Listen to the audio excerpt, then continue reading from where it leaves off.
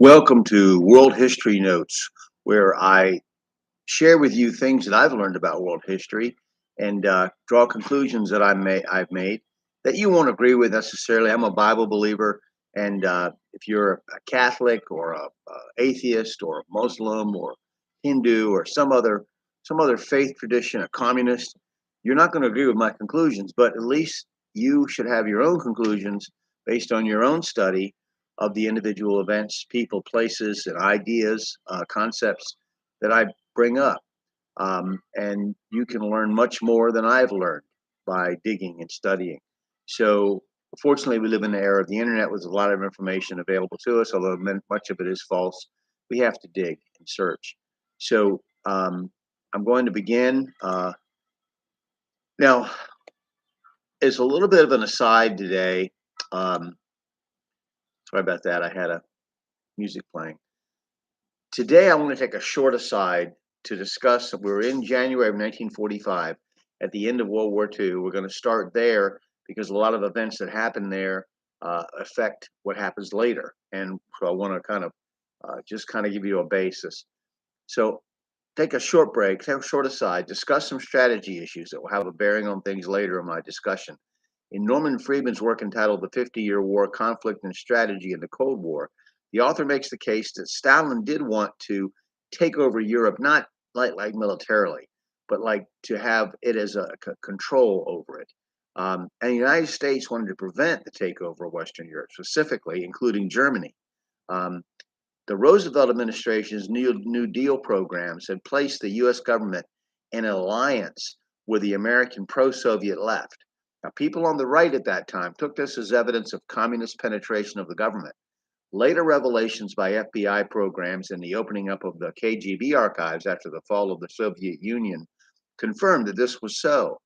During World War II and after, the U.S. Army's Signal Intelligence Service, which was later absorbed into the National Security Agency, the NSA, decrypted and translated thousands of messages which revealed some of the extent of Soviet penetration of the U.S. government.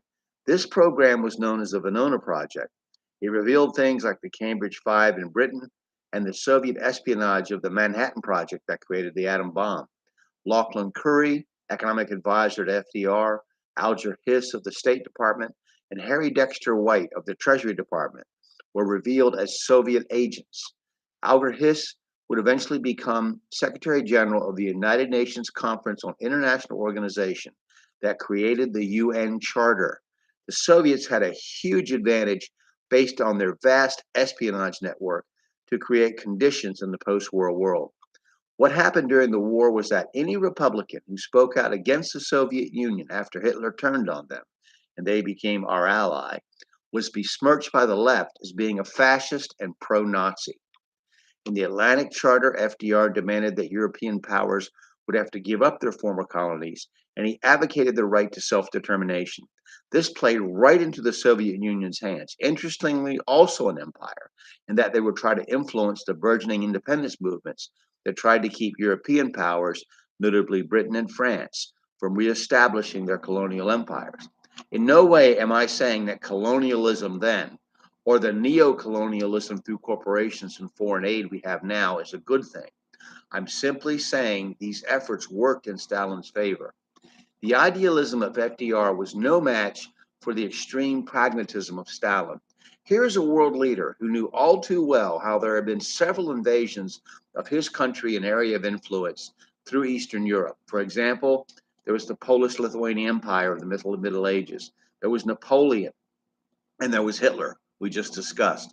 During World War II, with Stalin as our much needed ally, there was little attention paid to the Soviet spies in our government except by our counterintelligence services.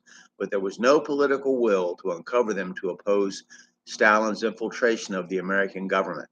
I'd also recommend you read Major Jordan's diaries to see how we had given so much material, money, equipment to the Russians and given the Soviets a huge advantage at the end of the war.